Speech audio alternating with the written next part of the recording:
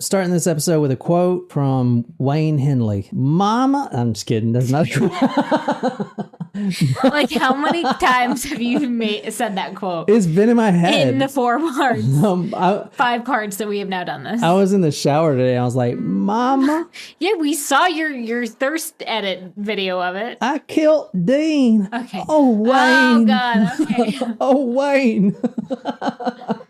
Okay. Let's pick another quote from this story. Such a fucking mess. All right, Wayne Henley says, quote, Dean was he was reserved, quiet, enjoyed himself. The man that did these killings was something else. Wayne Henley. All right, let's talk about a victim here, getting straight on it if you guys want. We're going to talk about a guy named Johnny Malone. This is one of the 29 victims. As you're going to see, Wayne Henley was not only involved in the murders, but he was just as sadistic as Dean. Now, if we take David's word for it, David Brooks, who says he hasn't killed anyone and then blamed most of the killings, all the killings, on Wayne and Dean, Wayne never defended that. Wayne admitted to killing, being forced or not. We can see that David's account is probably pretty accurate. Plus, Wayne's account is also accurate because he wanted to tell the truth for Mama, you know, so I can live. So we can see that Wayne is actually pretty sadistic. Okay. This is the guy that's trying to get out of prison right now. Okay. This boy, Johnny Malone, was one of the many victims. Just like most of the boys who would always come over.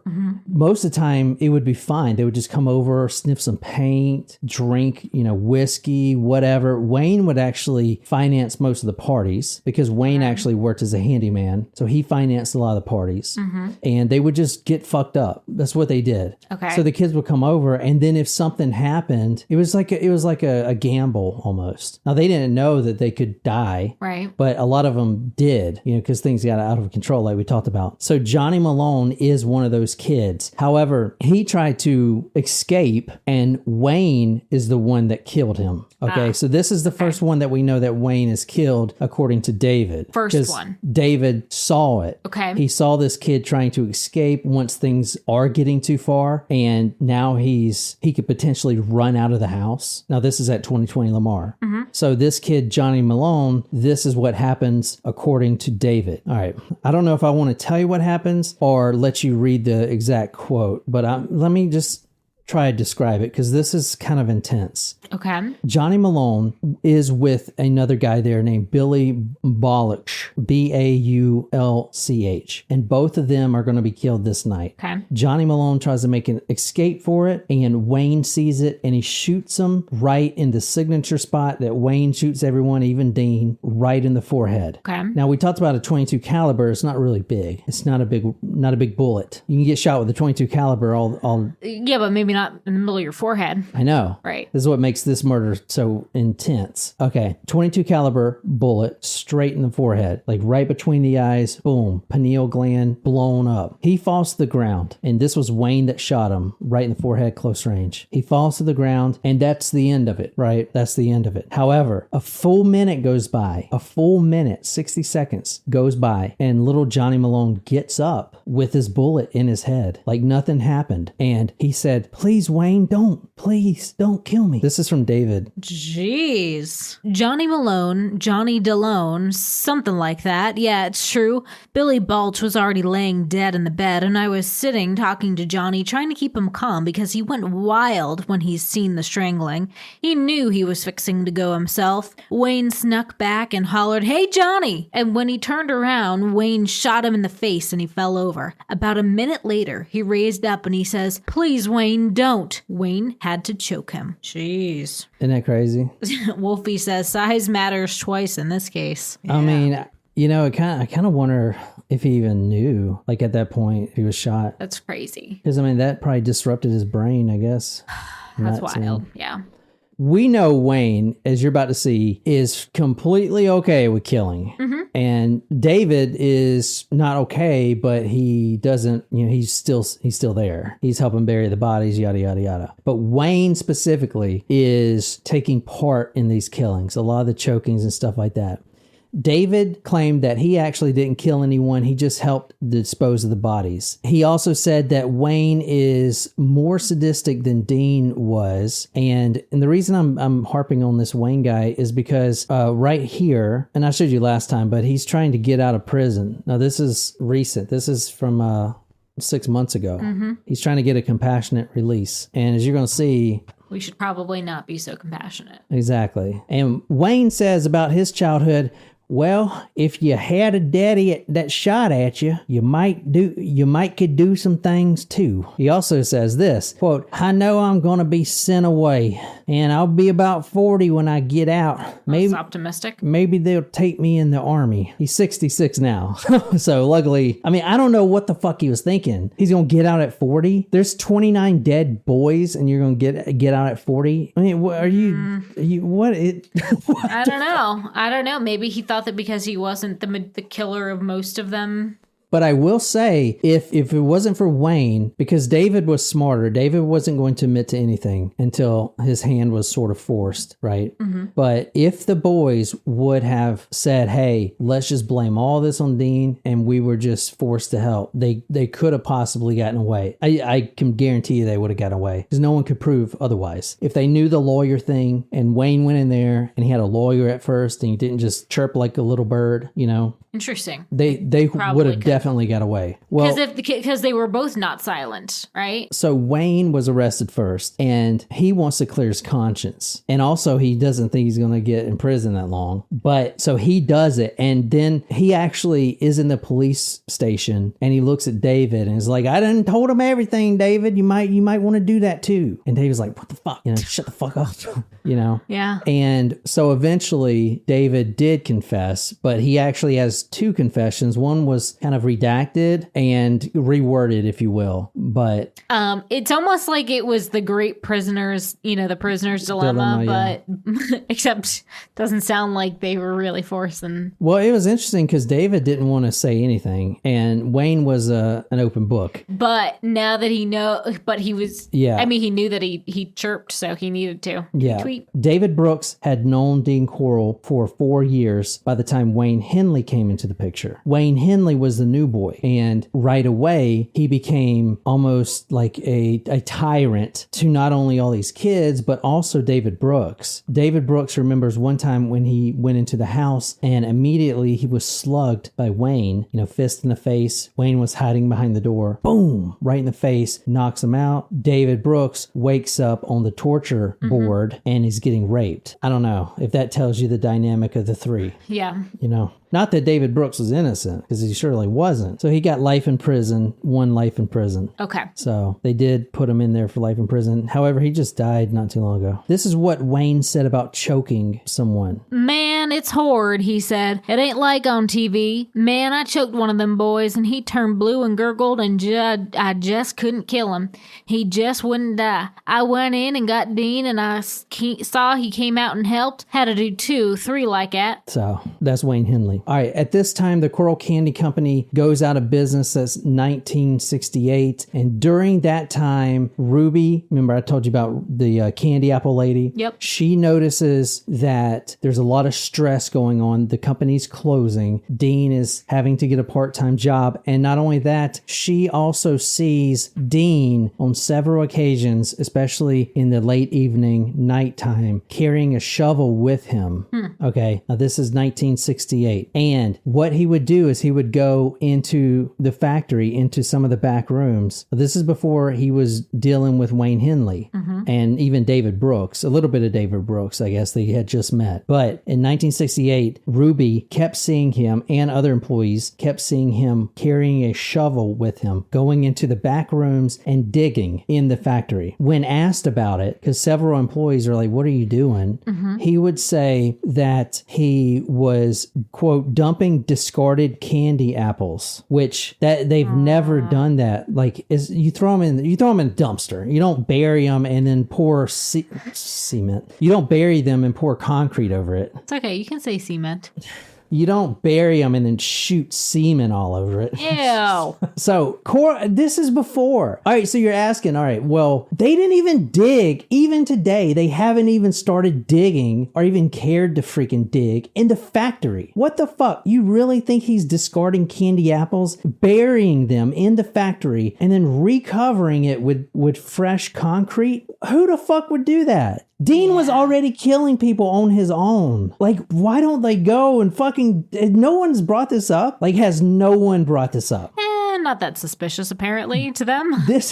She has seen him dig on multiple occasions. I mean, there are probably 10 or 20 bodies under there. Yeah, I'm sure there's a and they haven't even dug it up. Yeah. He did his burying without a word of complaint, the way he did everything else. He had this big roll of clear plastic, 4 or 5 foot wide. He had sacks and sacks of cement and other stuff back in his pouting room. We didn't ask what he used it for. What? They don't want to know. They don't want to know. But it's been 30 years. Denial. 40 years. Denial. Right? It's been over 40 years. Hey, what's that river in Egypt called?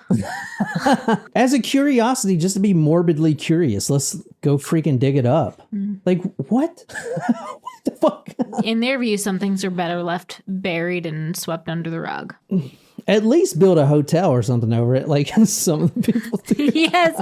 Wolfie, this is the second time we have both said like the exact same thing today. Nice. Just at the same time. Awesome. So no one knows how many victims Dean has, but it's probably a far more amount than 29. I think that's fair to say at this point. And they're probably still buried both in the boat shed and in the factory. Yeah. The factory is like a place you could look now and find bones. Probably. Undoubtedly. Yeah. You literally could go dig right now and find bones. Yep. And they haven't. And they have not. They have not. 40 years later. Still haven't.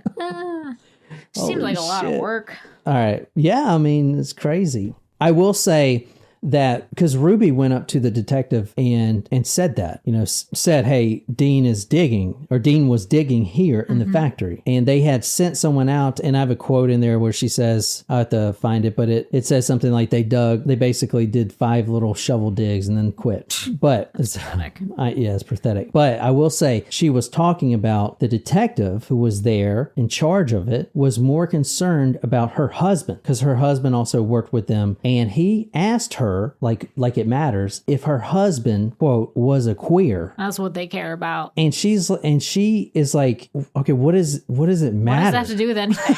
We're talking about murdered children, like dozens of murdered children, and that's what you care about right now. That's all the detective asked is your husband a queer? Dude, I know, right? What the fuck? That's crazy. I mean, I know this is in the 70s, but goddamn, still. I mean, is your husband a queer? I mean, what the fuck? I mean, that's crazy that it would be her response.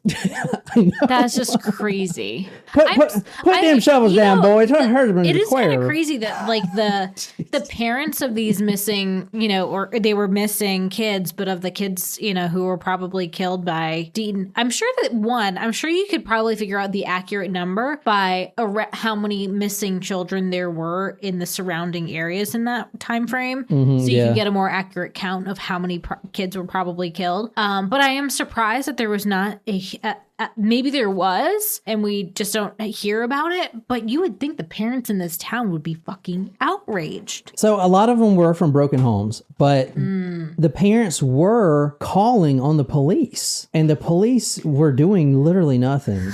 And I get it. It's the runaway time. It's the 70s. Everyone's, running away, joining the circus or whatever. But I mean, everyone's only running away from the heights. I don't know. It's kind of crazy. Exactly. It doesn't really make any sense. I'm not talking bad about police in general. Just this one department did not care. Okay. And some of the police did care. Like that one quote you read, that detective was like, it's a shame that this happened. Like, yeah. We should have kept digging. He didn't have any control over it. Right. So they're not all like this. But one detective said about the missing kids, quote, These kids, most of them, knew what they were getting into. They were male whores out for some quick money. Another detective said, those kids were what you call little turds, most of them. Several had police records. Several had nutty parents. That is so fucked up. Okay, most of them did not have police records. Most of them were just kids that, Yeah, I they were mean, just kids. I mean, how many 11-year-olds? 11-year-olds, yeah. 11-year-olds have freaking police records.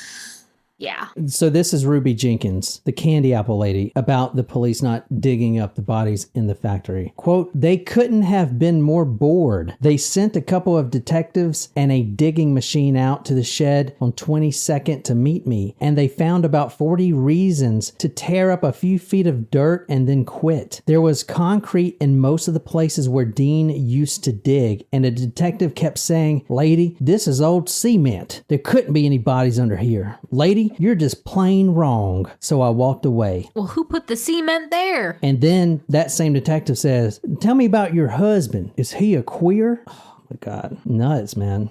It's completely fucking nuts. Wow. At this time, the candy business started to turn sour. Dean picked up another shift at the Houston Lighting and Power Company, and by this time the mom had already remarried twice more, now to a man who was a paranoid schizophrenic and extremely jealous and violent. So she couldn't even stay at her own house anymore. She had to live in the candy factory, and Dean Corll basically fortified it. Security cameras, big locks, everything, because this guy was extremely unstable. He would ride around the factory at night blaring the horn. He would come up there, pound on the door, demanding to see Mary West, all of this stuff. And the police, were called, but they never even came out. So they had they fortified Mary West, the mother, in the candy factory. Now, this is during the time where it's closing down. So, and this is bad news for Dean, because at this point, she contacts another psychic, and this psychic tells her that she needs to move out of there to somewhere else. She moves to Dallas. Now, Dean's only lifeline, which is in a lot of cases we do when the parents leave or parents die, they have that one little lifeline, which it was to her mom, that separates them from normal, although kind of effed up, to complete homicidal maniac, has now been severed. So this is when all the killings started happening at once. The number is 70 to 73, but we know that he was digging in the factory. So if we take that into consideration, it would be 68 to 73. Yeah. So once mom moves to Dallas, then, he's all alone. He doesn't have any friends. Remember, this is all he does. His two friends are teenagers who just come over and get high and stuff like that, and then eventually help him torture people. Like, those aren't good role models, No. So he started moving. Now, this is crazy.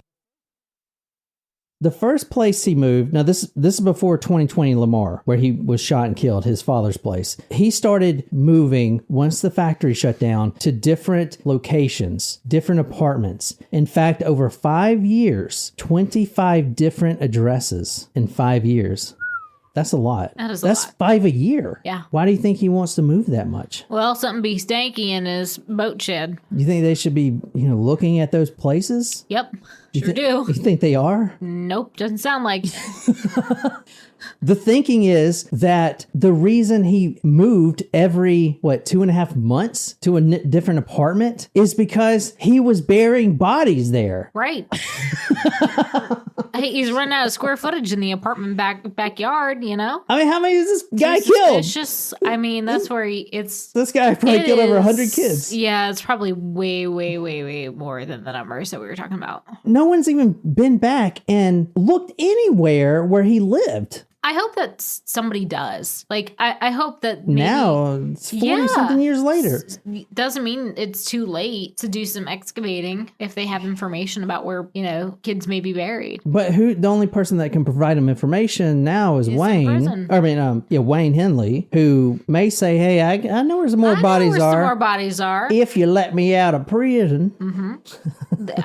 Yeah, he may. I mean, shit, maybe. So now Dean is all alone. His mother has left, and the candy factory, the thing that he grew up in, and the only thing he really knew, because let's be honest, he's a relay tester at Houston Power and Lighting. You think he gives a shit about that? There's no passion in that. I mean, he goes Where's to the candy at? he goes to work and he does his job and that's it. Right. He ain't got nothing to live for at this point, honestly.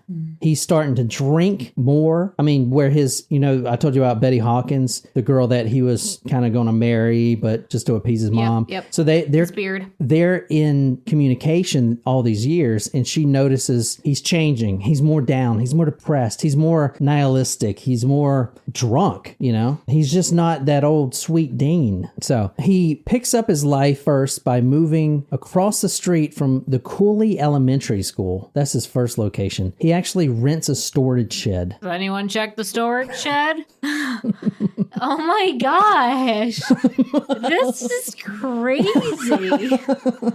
Holy shit. I mean, like, in a normal case, I feel like the answer would be like, of course it was thoroughly searched and they found 4 bodies here and blah, blah, blah. In this case, you're like, they didn't even fucking open the thing, did they? I mean, well, here's the thing. All right, let me go back to what the detective said. Seems like a lot of work, man. All right, here's what the detective says. These kids knew what they were getting into. These kids are what you call little turds. I mean, they're literally blaming the victims. I know. For being murdered. When I wrote this story, when I was doing my research, I started writing, these kids are all delinquents and stuff like that. And then I realized, no, this is just what the police were saying. This isn't actually the kids. To make themselves feel better about not doing shit about it. Why did we show you David Hillegeist? Why do you think I did his case? He was a good kid. And the other kid he was with, Mally, good kid. He stole a bike. And the police left him in prison for a month because not because of stealing the bike, but because he was teach him a lesson. He was such a good kid that they could see him being president one day. They kept him in for a month? Yeah, you read that. It was a month. I didn't realize it was. I thought it was like a day. No, he was a good kid, and they wanted to show him to get back on the right track. Like he is no delinquent. He's not huffing paint,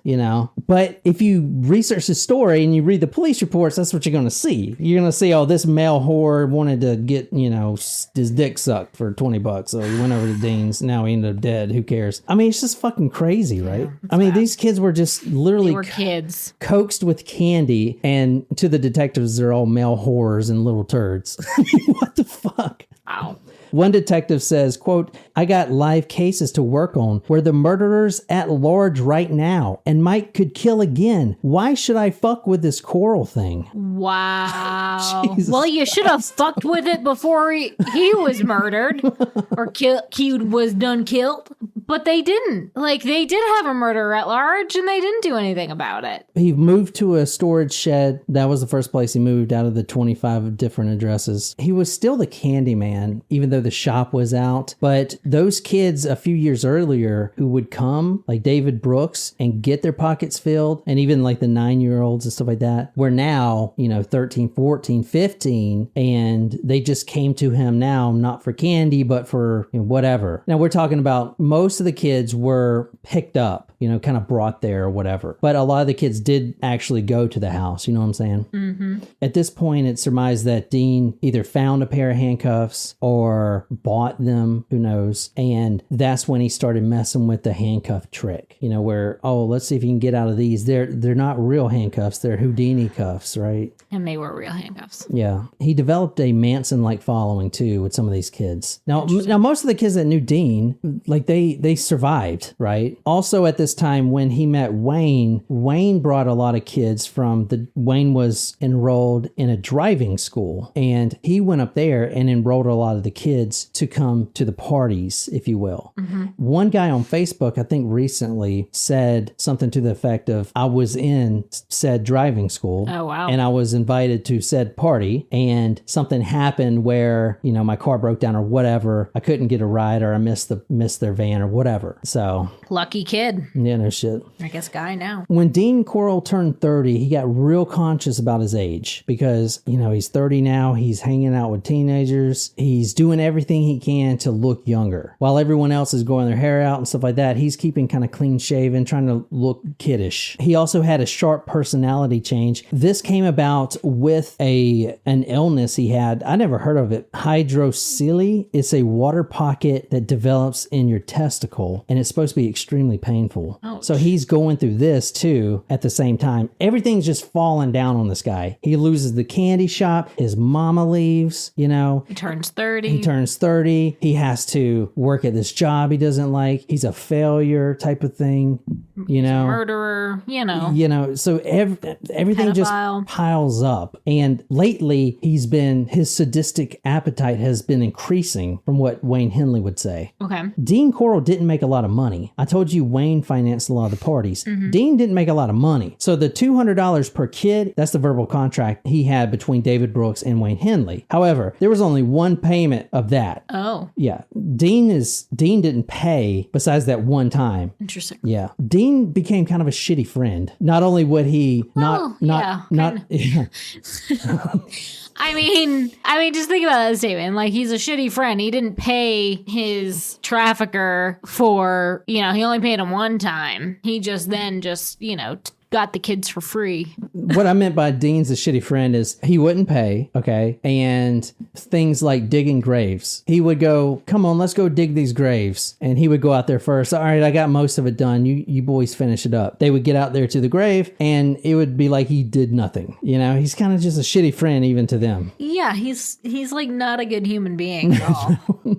No, he's terrible. All right, let's go to the Texas Farm Road. This is another place they found bodies. So we went to the boat shed, all of his addresses. Went to another place, at least. Now we're actually going to another place to pull out bodies. All right, Texas Farm Road. This is where they pulled up the boy Billy Lawrence. It was a summer community called Hickory Hollow. Elmer Wayne Henley in an interview said, quote, there was just some boys that got Dean. Damn, I can't even read his hick fucking. These was just some boys that Dean picked up that I helped him get, brother, and he raped them, ended up killing them, brought them down here and buried them. This is interesting. I never heard this before, but they brought a rolled up carpet out. Now this is in the forest. Okay. They bring a rolled up carpet out with them, with the bodies, but With the body in it. No, the body's not in it. In fact, you'll see Dean is so strong that he would literally put one boy under each arm and kind of barrel them, walk over to the grave. There's another reason they brought the carpet with them. It's kind of interesting. I never heard of anyone doing this. They bring the carpet with them because when they start digging, they don't want to make a mound somewhere. So they just dig out the excess dirt, put it on the carpet, roll the carpet up, and then,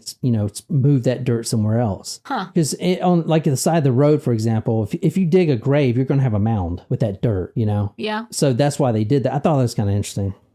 Tidbit for all you body burying people out there. All right, so they found 2 bodies out there. They also found one on Mile High Beach. The detectives did go out there. It was on Highway 87, turned east along the Gulf, and this from David Brooks. Drove parallel to the beach and parked on the shoulder at Mile High Beach, where the highway changes color just beyond, and then down along the grass line. Now, they brought this bad boy with them. It's called a Galleon 118 Road Grader. This is the exact model from that time.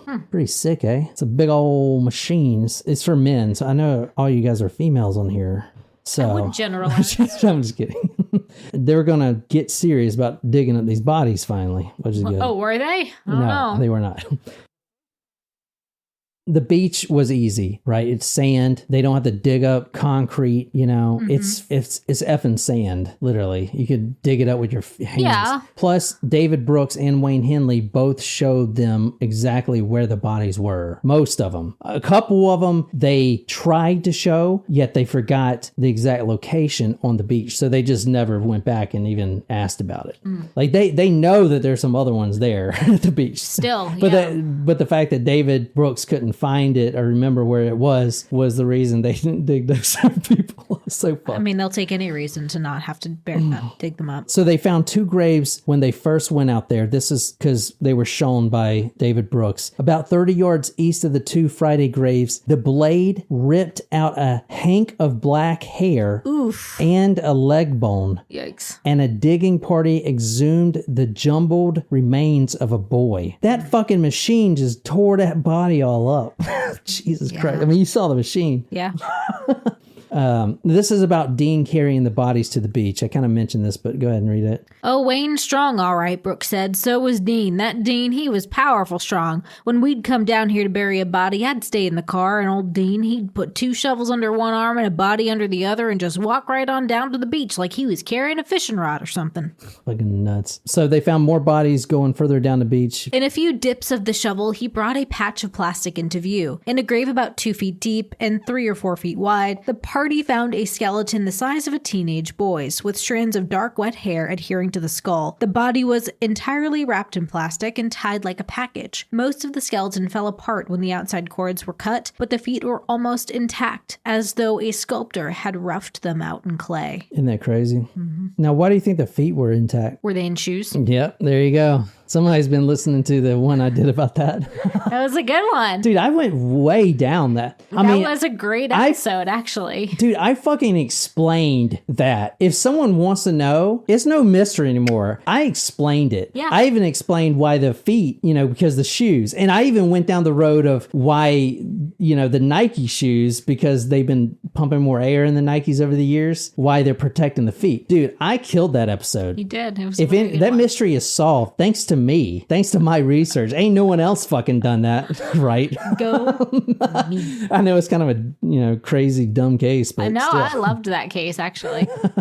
All right, the feet were intact because which is crazy because the bodies were skeletonized, most of them. Yeah. And well, that's where it's the same pattern, right? He wrapped them in plastic, put the lime in there, tried to decompose it, but he didn't think about taking the shoes off, I guess. I know, it's crazy. The next body was 200 feet at the beach, unwrapped, full set of teeth with a few gold fillings, black hair long that it almost looked like a female. However, the morgue assistant there said that no, this is a male. That's what he's there for. But crazy, right? 2 boys who were there, these are observers, beach-going boys. One was 12, the other was 13. Maybe they're brothers. Anyway, they told the media, quote, "It stunk like crazy," one of them said. "Just bones. And you could see his hair. You could see his hair. Looked like a Mexican. Awful." The other boy said, "I seen it dug up. It had hair and a little bit of flesh on his arms. This was the first dead body I ever seen. I hope I don't see no more." I don't know. I thought that was cool to put in there. All right, another 2 miles at the beach, they found more bodies. What are we at, 8 now? Fuck. No, we're at way more because we already found 17 in the boat shed. Plus lost count. Plus 25 different addresses. Yeah. All right, so another 2 miles at the beach, they found more bodies. A long stick was inserted deep into the sand and a, quote, "unmistakable odor wafted into the breeze," end quote. And we're finishing this up. Pretty much done. 3 feet down at the edge of the salt grass, a work crew unearthed the body of another young man. Hands folded and tied across his stomach, ankles crossed and bound tightly. The boy wore blue jeans, and one pocket was crammed with hand-loaded rounds of 27 caliber ammunition. A pair of scissors hung from his belt. The cause of death was apparent. 4 or 5 heavy caliber slugs had torn the boy's rib cage apart. Those slugs came from Henley. Henley was the one that was shooting. They would usually shoot when they couldn't strangle to death because apparently it takes a lot to strangle someone. Never done it. Anyway, later that day they found even more bodies. A, quote, "pair of bodies were lashed together with a cord on the top of each other wrapped in plastic and lime." And then they were going to find the other bodies, at least 2 more, but David Brooks could not successfully lead them to those locations. So they just said, fuck it, we're done. But it's not Dean's fault. If you want to read this is from his mom, even before she died. So she had a psychic problem. So she would always consult these psychics. And this is what the psychic told Dean's mom. "I see Dean. He's completely clear. He's robed in white. He has an aura of white around him." So what do you think about all this shit? Did I do the Dean Corll story justice? Yeah, very, very thorough. That is a lot of content on Dean Corll. I mean, I have a lot more notes, but I'm not going to do I think we get the gist. They went to each location. They found a body. They gave up on finding more bodies. Like, you could probably do that for another 5 more hours, I think. I could. Yeah. I really could. Like, that's insane. This one was kind of hard. I don't know why. No, you know what was really hard? I done killed the man. The really hard story I didn't even do all the way. The Leonard Lake and Charles Ng story. I don't even think I put any of the episodes out. No, that episode. I read a 400-page book for that. I still couldn't do it. It's just too complicated. There's too many moving parts. Started it, got too drunk, ate a Benny's pizza. Oh, yeah, I did get too drunk. Yeah. Fuck. Yeah, that's what happened. Yeah. All right. Well, that's all we got, man. That is, I'm done. All right. We did it. So we will do the Belgium story. And I don't know who requested. I think Shram maybe, or Was it Colleen? Because Colleen's in Holland. I don't know, one of you guys, but it's a really interesting case. I think you'll like it. And mostly the reason I'm doing it is because you What day are we going to do it? Monday? Yeah, can we do it Monday? And that'll just be unlisted for Supremos. Okay. Yeah. Because I want to go pick up my favorite beers. Okay, cool. I got to go to Total Wine, though, because it's special. Okay, and no one's done this story, I can promise you. And it's got pretty recent news, too. Cool. And if you guys look in the request, you'll see what I'm talking about. But anyway, that's all, man. That's Dean Corll. So he's innocent, obviously, and his name has been dragged through the mud, you know. All right, well, we'll see you guys on Monday. All right. Sounds good. All right. Thanks, y'all. Thanks, guys. And until next time, good night, you lovely, lovely people.